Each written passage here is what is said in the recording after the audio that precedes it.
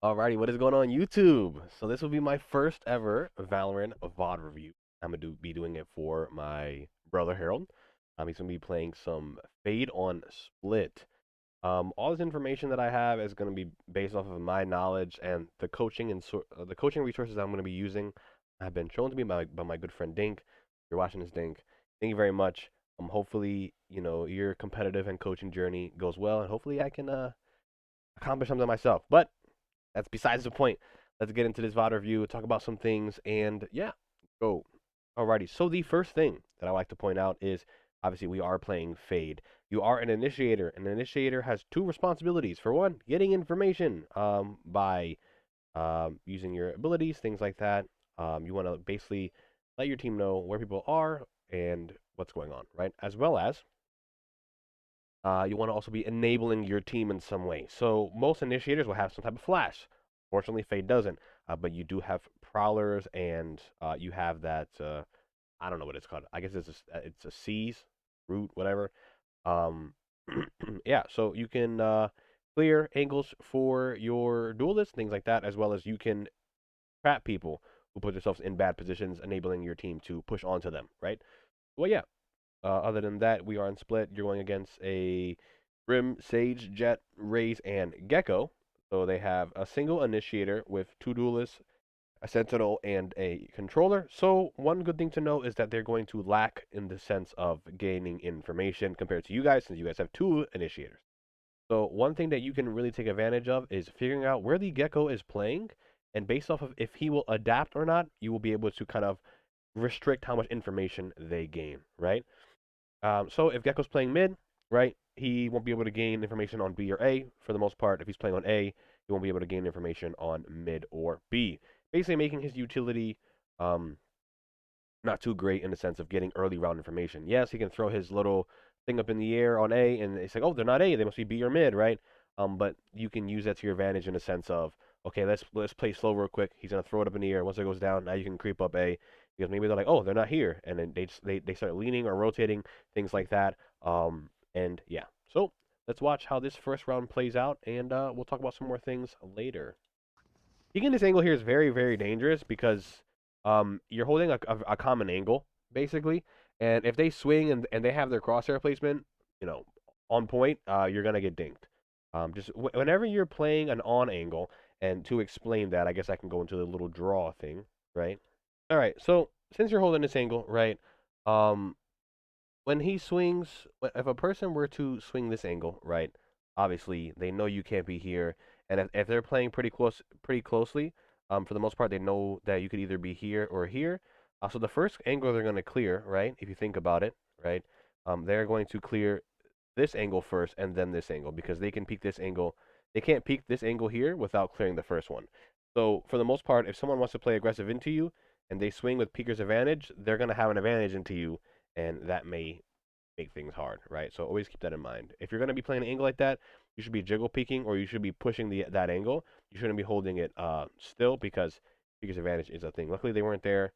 One thing I have to say though is no one was taking any control of mid. I mean, on pistol rounds, maybe like five stacking B could be cool. But if let's say Sage is playing B, they notice it and she throws a slow, right? Half your team can get in, half your team can get out, which can kind of cause disconnects, and then people can like push through mid and flank behind, right? As well as they can wrap through sewers or sewers and or around, right? Another quick thing I would like to talk about is this little lineup thing here. So obviously, this doesn't show you exactly where you're aiming at, but right here you can basically presume if you stand on this box, right, you'll be able to throw your haunt. I believe it will land on the little roof right here, and that should reveal probably heaven here, close sight, this corner probably, and then probably not backside, but it'll probably clear this L right here, giving you information on this, because for the most part you can probably get an idea if anything's back here, right? So yep, if you would like these resources, I will be putting it in the description down below so that you'll be able to get them pretty easily, so you know how to look for these things yourself so that you can make sure that you're abusing all of these spots.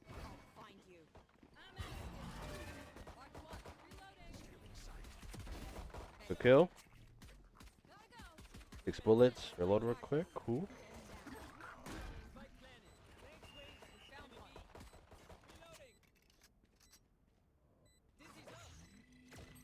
right? So you know one's heaven. One's heaven, you know one's CT. It's highly unlikely they're going to push through there. So, okay. So you've gotten information, right? If we go back a little bit, about here. So look, when you've heard the notification of the dog, right? So basically you know someone's right here. Now let's count. 1, 2, 3, 4. Okay, 4 seconds, right? So from there to there, about 4 seconds, they could make it, right? But there's no way this person's going to cross to this side and cross back in 4 seconds, right? Yes, you don't have the information of who that is, but based off of what you're seeing with your eyes, you know that one is here or here and one is here, right? So why are you going to be main and watching your flank? You know what I'm saying? You know, as of right now, there's no way they can be back there. So right here, you should probably sit here and play off your gecko, get information, things like that. But right now, what you're doing is by you going and playing B main, right? Theoretically, is put your team in a 2v2 because you are completely out of the fight right now if you stay right here.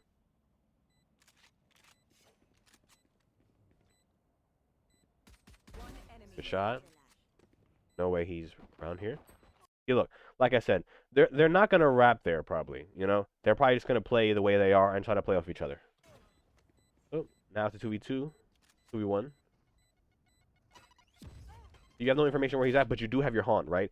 The cool thing about your signature ability for most characters is it's reusable most of the time. So now that you have that haunt and you know that he's kind of there, throw your haunt on the high ground, right? And it'll give your team information on when to peek.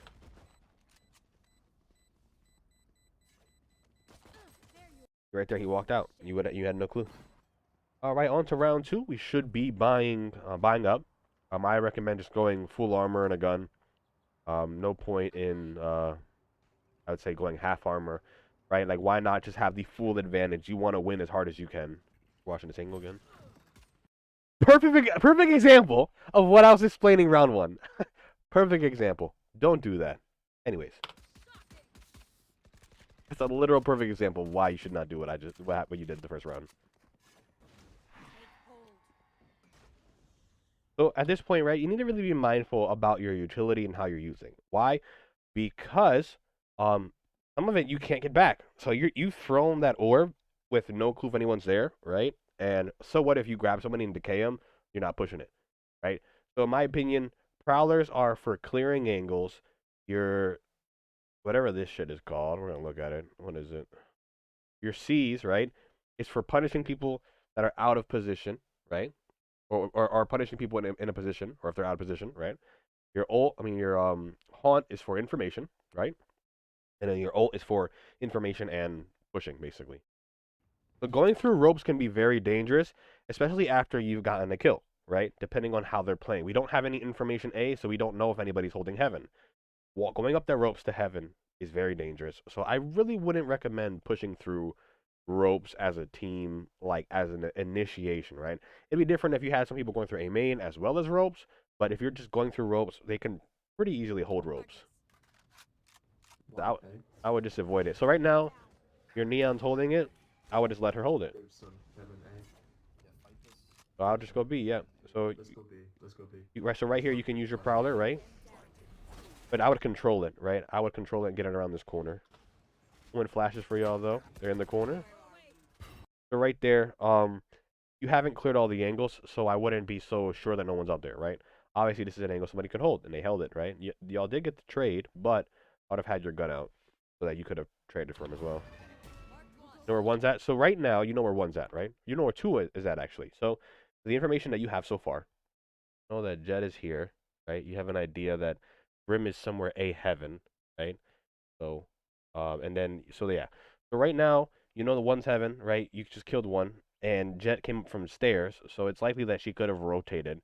And Raze, I'm not sure where her Raze has been playing, but so Raze is unknown currently, right? So Raze could be somewhere on B. So one thing is swinging like that without clearing B is really dangerous. So keep that in mind. So one thing about this plan, right, is what are you planning for exactly, right? Obviously you don't know where everyone's at. Somebody could be flanking from behind. I don't really know if that's really likely, but it's a possibility. So just be mindful, right? Where can you hold this from? You know one's there. Could be going heaven. Two are there. Or there. No charges. Yeah. So yeah. So Brimstone obviously pushed from some obviously right, and obviously they both were here, right? He ended up pushing here, right? So just be aware. It's not unfortunate that your neon died here. And then when you swung this angle here, there was one person here, one person here. That's unfortunate. But yeah, if you still had utility, you probably could have used it there. But I would say just when you're planting, be aware of where you're planting. And your neon should have never pushed up, right? So your neon took unnecessary space there, putting you in a 1v2 situation. So I really don't want to put that too much on you. But I would just say be mindful of where you're planting. Angle here, this angle here again. We ended up getting her, right? Because y'all did like a high low. Y'all didn't get her. I would have been a little upset. I think what you did is okay though. Don't have information.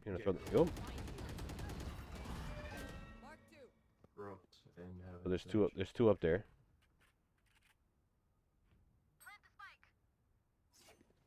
One thing I would say is that whenever you see a wall mid, you got to be aware that the sage can play up top, as well as okay, you've been mid for a couple seconds, right? You need to think about timings, right? Be mindful. If you're gonna leave mid there, you need to check this angle, right? Because that is gonna be your immediate threat. This is no longer a threat. For the most part, she can't peek you, right? But this is your only threat, and to ignore it will get you killed, right? So just check that first, and then nothing there, cool, dip. Alright, so most of your teammates can't really buy, so saving is a thing. You don't have to be worried about spending as long as you can afford the full buy next round.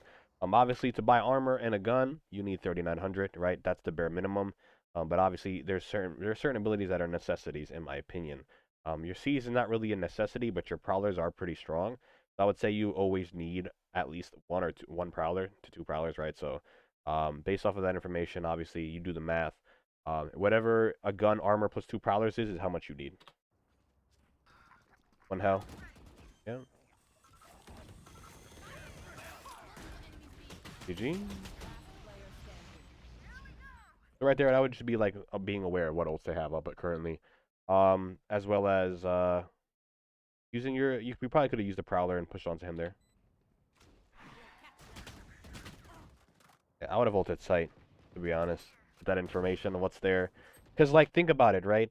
You're here, right? Popped your ult, and that would have told you how many were on site, and then you could have used your haunt right here. So basically, or you could have thrown it like here. That haunt, if you can make it that far, and that haunt will reveal things for you, right? So the haunt will clear out your haunt would have cleared this right here, right? Like that the two hiding spots they could have hidden, right? That would have cleared that, right? And you would have cleared sites. So you would have hit it on site, you would have heard bing for the raise, or if let's say there's more than one, I'm like bing bing, two here, throw the haunt, nothing, cool. I know that there's two on site, there could still be one here. Right? So now you can give that information to your team. Two on a site. And then you could be like care screens, right? Now you know two here, right? If they clear heaven, nothing heaven, so that means everybody has to be here, or on a flank, especially since if they clear this out, so on a flank. Okay. These would be your threats.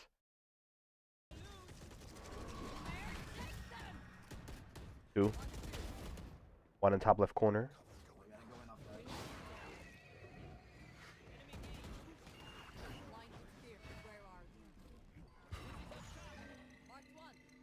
Great kill for y'all.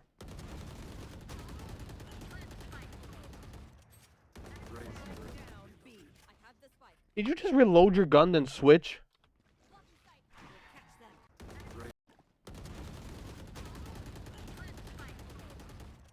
Boy, what? You just reloaded your gun. Why are you switching? What the fuck?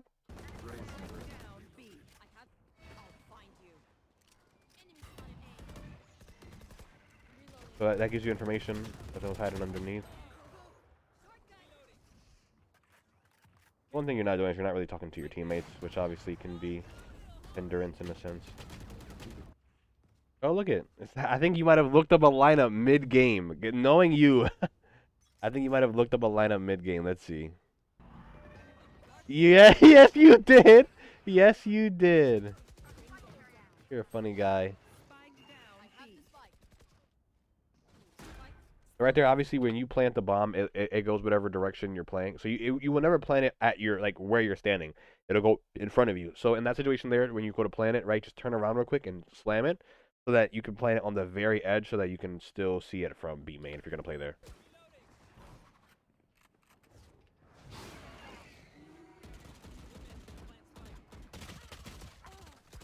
Didn't clear sight. Playing this angle is dangerous because even if you survive a fight but don't get a kill, you're stuck there. Oh, cool. In. Get one. You're not even looking at what you're revealing. Unless does it reveal on the map? I don't know if it does. I think it just shows. I think he peaked. It is op mid and you swung it with a classic. What the hell?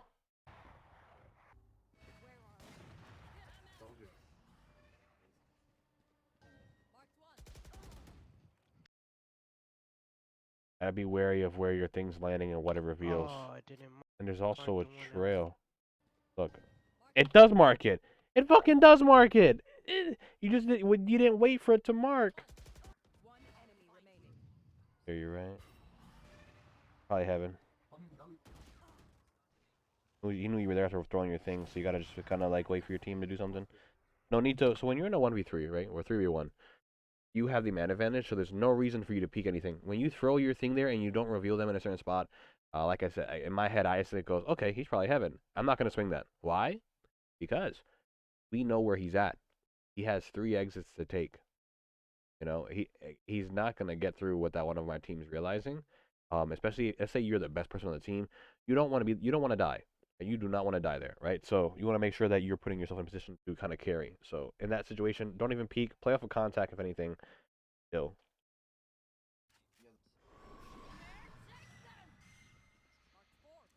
Four. B, B, B, B. Rotate, rotate, rotate, rotate.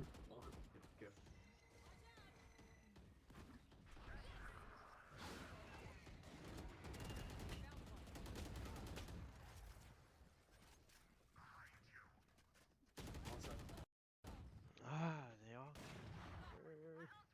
All right, so obviously the game's over, right? If we wanted to talk about a few things, right?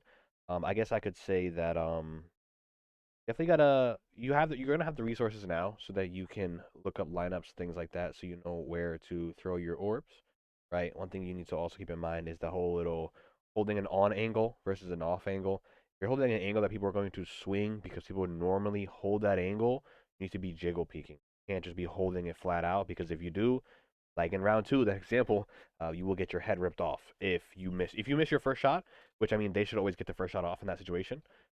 You'll lose, right? And you don't want that. Other than that, just make sure you're getting information for your team. Make sure you're using your utility wisely. There's a lot of times where you're just throwing your C's just for any reason, and you know, in your head, it's like, oh, if I throw it there, and what happens? They get caught. I think it might decay them a bit, but you're not pushing anything. So what's the goal, right? As well as you're giving away your position. Let's say he was hiding on site and you throw that. Now he knows where you're coming from, you know?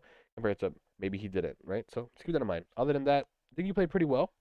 Um, 15 and 15 means that for every time you died, you got to pick. But other than that, just core things that I can give you. Just look at your mini map more. Be aware of what ults they have, what utility they have to use enter a site. I really don't think on defense Gecko might have been using his utility a lot to check stuff, and if he was, it was just always on a site that you were never there. Their information was really bad, meaning that in that situation, right, knowing that their initiator is not looking for early information, right, that means you guys can fight sites a lot harder because they won't know you're there until you've gotten a pick, right, or until you've engaged with someone. But yeah, that was my first ever VOD review, I guess. It was very long. We're going to have to cut this down a good bit. But yeah. Hopefully you enjoyed, Harold. Hopefully you learned some things, right? And hopefully these resources that I provide to you will be very helpful. Peace out, everybody. Take care. And I will see you guys in the next one. Peace.